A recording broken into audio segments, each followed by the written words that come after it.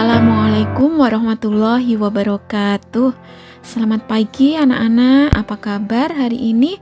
Semoga kabar baik selalu menyertai kalian semua. Anak-anak, sebelum pelajaran kita mulai, mari kita membaca bismillah bersama-sama.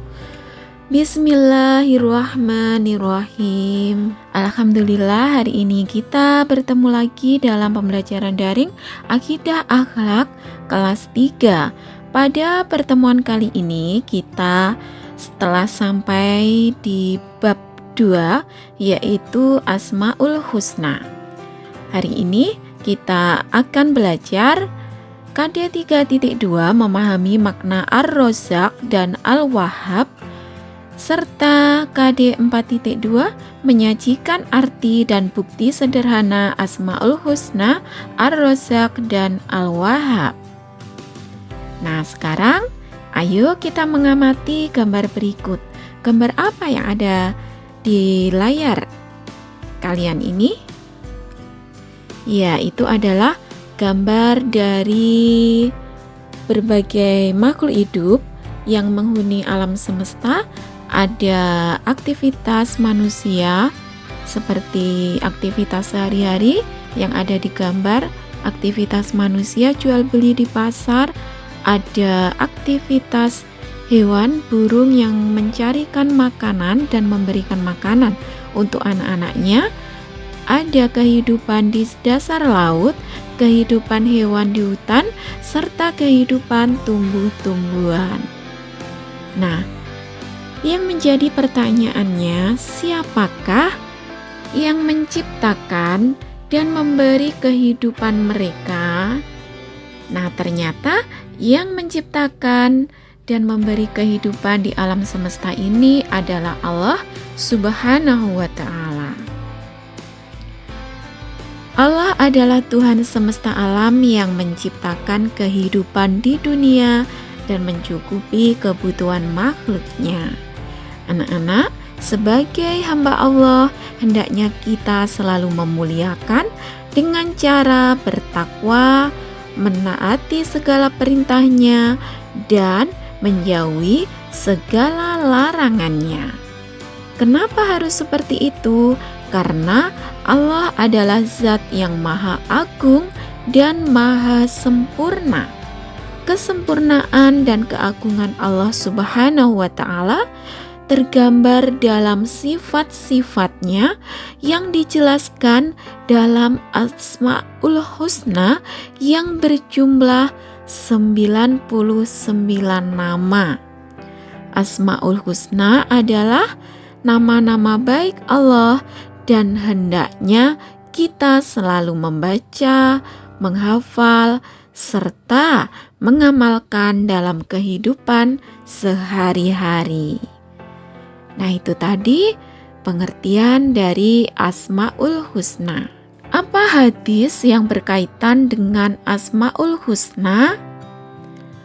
Asmaul Husna juga dapat dijadikan sebagai sarana untuk berzikir dan berdoa, sehingga doa-doa kita lebih mudah dikabulkan oleh Allah Subhanahu wa Ta'ala. Allah Subhanahu wa Ta'ala berfirman dalam surah Al-A'raf ayat 180. A'udzu billahi minasyaitonir rajim. Bismillahirrahmanirrahim. Walillahil asmaul husna fad'uhu biha wadharul ladzina yulhiduna fi asma'ih sayujzauna ma kanu ya'malun. Artinya, dan Allah memiliki Asmaul Husna atau nama-nama yang terbaik, maka bermohonlah kepadanya dan menyebutnya Asmaul Husna itu, dan tinggalkanlah orang-orang yang menyalahartikan nama-namanya. Mereka kelak akan mendapat balasan terhadap apa yang telah mereka kerjakan. Selanjutnya adalah Asmaul Husna Al-Wahhab. Sifat Allah Al-Wahhab artinya Maha Pemberi Karunia. Karunia merupakan hadiah yang diberikan tanpa mengharapkan imbalan dan kepentingan tertentu. Allah memberikan karunia kepada makhluknya berupa apapun yang dibutuhkan manusia, hewan, maupun tumbuh-tumbuhan. Misalnya, Allah Subhanahu wa Ta'ala menyediakan oksigen dan karbon dioksida untuk proses pernapasan, air untuk minum, bahan pangan yang berasal dari hewan dan tumbuhan untuk dimakan, melengkapi manusia dengan panca indera. Keberadaan Asmaul Husna dijelaskan dalam salah satu ayat Al-Quran sebagai berikut. Bismillahirrahmanirrahim. Rabbana la tuzigh qulubana ba'da idh hadaitana wa hab lana min ladunka rahmah innaka antal wahhab. Artinya, mereka berdoa, "Ya Tuhan kami, janganlah Engkau condongkan hati kami kepada kesesatan setelah Engkau berikan petunjuk kepada kami, dan karuniakanlah kepada kami rahmat dari sisi-Mu. Sesungguhnya Engkau Maha Pemberi." Anak-anak, Allah Subhanahu wa Ta'ala tidak pernah mengharapkan balasan apapun dari karunia yang telah diberikan kepada makhluknya, baik balasan di dunia maupun di akhirat. Berbeda dengan manusia yang senantiasa mengharapkan imbalan ketika bekerja, apalagi memberi sesuatu kepada sesamanya. Jadi, hanya Allah Subhanahu wa Ta'ala yang pantas menyandang nama Al-Wahhab. Sebagaimana dalam firman Allah Subhanahu wa Ta'ala dalam Quran surah Al-Insan ayat 9. Bismillahirrahmanirrahim. Innama nut'imukum liwajhillahi la nuridu minkum jazaa'an wala syukura. Sesungguhnya kami memberi makanan kepadamu hanyalah karena mengharapkan keridhaan Allah. Kami tidak mengharap balasan dan terima kasih dari kamu. Quran Surah Al-Insan ayat 9. Lalu, bagaimana cara meneladani atau penerapan Al-Wahhab? Ada banyak cara, antara lain 1. Mensyukuri segala bentuk karunia pemberian Allah Subhanahu wa Ta'ala. 2. Memiliki anggapan bahwa Allah merupakan zat pemberi karunia. 3. Menganggap bahwa yang dimiliki merupakan titipan Allah Subhanahu wa Ta'ala. 4. Ikhlas dalam memberi dan membantu sesama. Asmaul Husna Ar-Razzaq. Allah Subhanahu wa Ta'ala memiliki sifat Ar-Razzaq yang artinya Allah Maha Pemberi rezeki. Allah yang melapangkan rizki dan menyempitkan rezeki kepada siapa saja yang dikehendakinya, baik kepada orang beriman maupun orang kafir.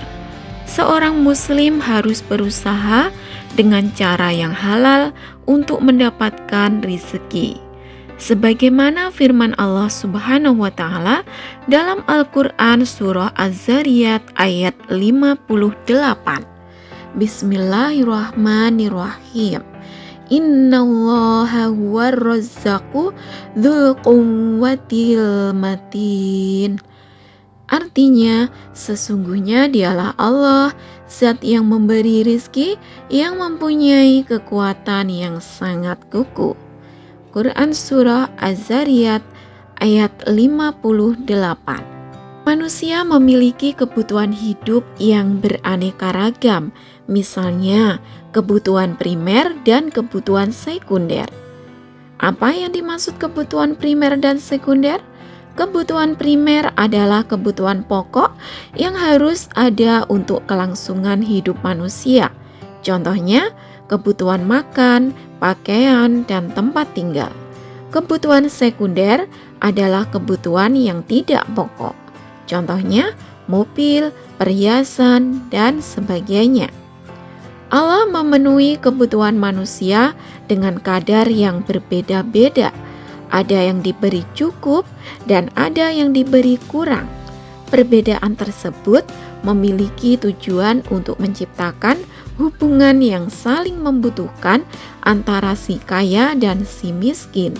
Rizki Allah juga berupa kesehatan dan kecakapan.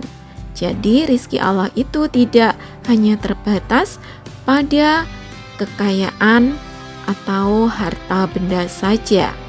Bagaimana cara meneladani Ar-Razzaq? Cara meneladani Asmaul Husna Ar-Razzaq antara lain: 1. Meyakini Allah Subhanahu wa Ta'ala yang telah menjamin rizki bagi hambanya. Jadi di sini manusia harus memiliki keyakinan yang kuat terhadap Allah karena Allah telah menjamin rizki seluruh makhluknya. Allah menyiapkan sarana dan manusia diperintahkan untuk mengolahnya. 2. Berusaha maksimal dan bersifat qanaah. Umat muslim ditekankan untuk selalu berusaha. Apabila usaha tidak menemukan keberhasilan karena suatu sebab, maka manusia diperintahkan untuk berhijrah. Manusia juga harus memiliki sifat qanaah, yaitu merasa puas atas pemberian Allah Subhanahu wa Ta'ala. 3. Memanfaatkan rezeki ke jalan yang benar. Di sini rezeki harus dipakai di jalan yang benar, dan pemakaian rezeki di jalan yang benar merupakan bentuk rasa syukur kepada Allah Subhanahu wa Ta'ala. Dan rizki itu tidak harus kita habiskan semuanya. Sebaiknya sebagian ditabung dan dinafkahkan sesuai ajaran agama. Sebagaimana dalam firman Allah dalam surah Al-Baqarah ayat 3. Bismillahirrahmanirrahim. Alladzina yu'minuna bil ghaibi wa yuqimuna sholata wa mimma razaqnahum yunfiqun. Artinya, yaitu mereka yang beriman kepada yang gaib, melaksanakan sholat dan menginfakkan sebagian rizki yang kami berikan kepada mereka. Quran Surah Al-Baqarah ayat 3. Bagaimana penerapan Asmaul Husna Ar-Razzaq? Keteladanan terhadap Asmaul Husna Ar-Razzaq dapat dipraktikkan dengan perilaku berikut. 1. Gemar berbagi harta dengan orang lain ketika memiliki kelebihan rizki. 2. Gemar menolong orang-orang yang ada di sekitar ketika mereka membutuhkan bantuan. 3. Meyakini dengan kuat bahwa Allah satu-satunya pemberi rizki. 4. Mengucapkan syukur ketika mendapatkan kenikmatan dari Allah. 5.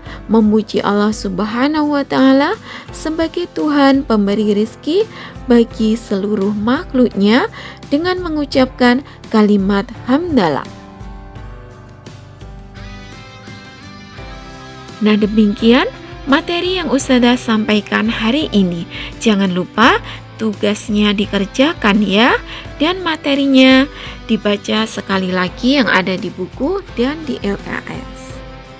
Sekian, kita ucapkan alhamdulillahirabbil alamin. Terima kasih, arigato, syukron, wassalamualaikum warahmatullahi wabarakatuh.